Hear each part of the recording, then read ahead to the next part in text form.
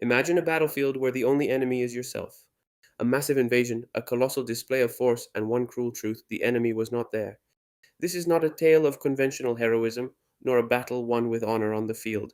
This is the story of Operation Cottage, one of the most tragic and absurd pages of the Second World War, where the island of Kiska became the stage for a macabre ballet, a spectral epic where the fog, fear, and the shadow of the enemy transformed into the real adversaries. A story that asks us what happens when the mind plays tricks on you, and an entire army fights against its own shadows. It was August 15th, 1943. The echo of war sirens mingled with the dull roar of the waves of the North Pacific, while a massive fleet, nearly 100 ships including cruisers, destroyers, and transports, cut through the icy waters, heading for Kiska, a small remote island in the Aleutian archipelago. On board were 34,000 American and Canadian soldiers armed to the teeth, tense and prepared for a clash they believed was imminent. Their goal: to liberate Kiska from Japanese occupation. The air was thick with a mixture of adrenaline and terror, a mix that befitted the gravity of the moment. Thousands of men, trained, equipped, with their gaze fixed on the invisible horizon, ready to disembark and confront an enemy that was imagined to be hidden, determined, ferocious. There was talk of a considerable number of Japanese soldiers, dug in and ready to resist to the last man. Intelligence, though fragmentary, painted a picture of fierce resistance, and the recent experience of nearby Attu, where the battle had been brutal and bloody, further fueled anxiety. The very setting seemed to conspire to heighten the tension. A thick, oppressive fog enveloped the island like a shroud, a velvety curtain that hid not only the landscape but also the unknown. Every step was an act of faith, every silhouette a potential target. The soldiers advanced in silence, broken only by their own labored breathing and the clank of their equipment. The fog, so thick that visibility was limited to a few meters, transformed the world into a labyrinth of gray and uncertainty. The terrain was harsh, volcanic, full of crevasses and ravines, making any movement difficult and dangerous. They were ready for anything: traps, ambushes, banzai assaults. They were there to fight and die, if necessary, for their homeland. But war at times is a strange hall of mirrors, and reality can surpass the wildest imagination. The disorder manifested itself almost immediately, a breach in the veil of reason opened by fog and fear. Confused noises, shadows moving fleetingly at the edge of sight, the hiss of the wind turning into menacing whispers. Every rustling leaf, every creak of a boot, every drop of humidity that fell from the trees amplified the uneasiness, becoming a signal, an alert, an imminent threat.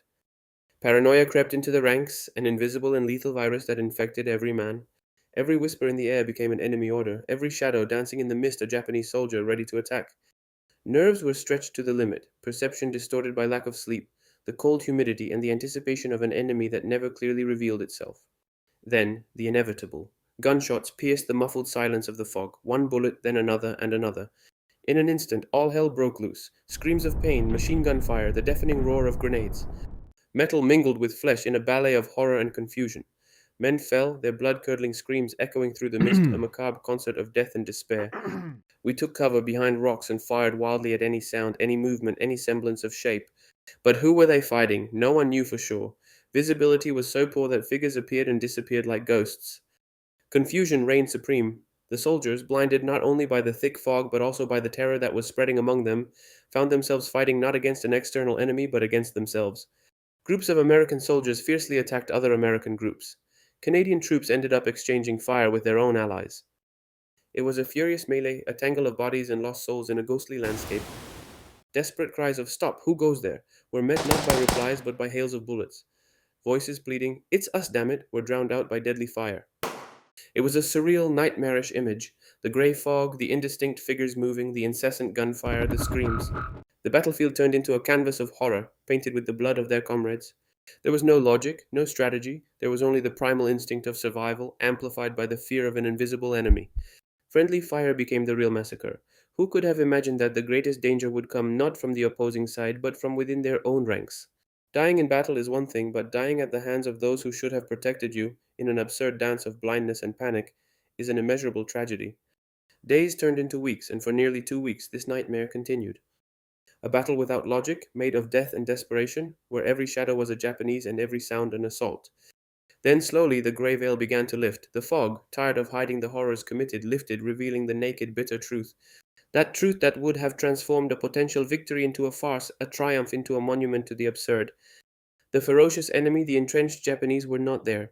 Kiska was practically deserted. Japanese soldiers had evacuated the island 2 weeks earlier under the noses of the Allies, taking advantage of the thick fog that had also plagued the attack. They had retreated in secret, leaving behind only booby traps and dummies to fool the invaders. The irony was so cruel it was almost unbearable.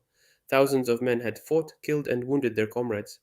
The victims of Kiska, over 100 dead and hundreds wounded, had fallen not under enemy fire but at the hands of their brothers in arms, blinded by the fog and terrified by ghosts. There were no heroes to celebrate, no enemy flags to tear down, only the deafening silence of an empty island and the echo of their own cries of pain. The adversaries, the real ones, had been collective fear, the deceptive fog, and ultimately their own shadows. Kiska's victory turned out to be a mockery, an empty triumph. The spoils of war were abandoned lookouts, rusty rifles, and a deafening silence. No enemies to count, no surrender to accept, only the crushing weight of a senseless sacrifice.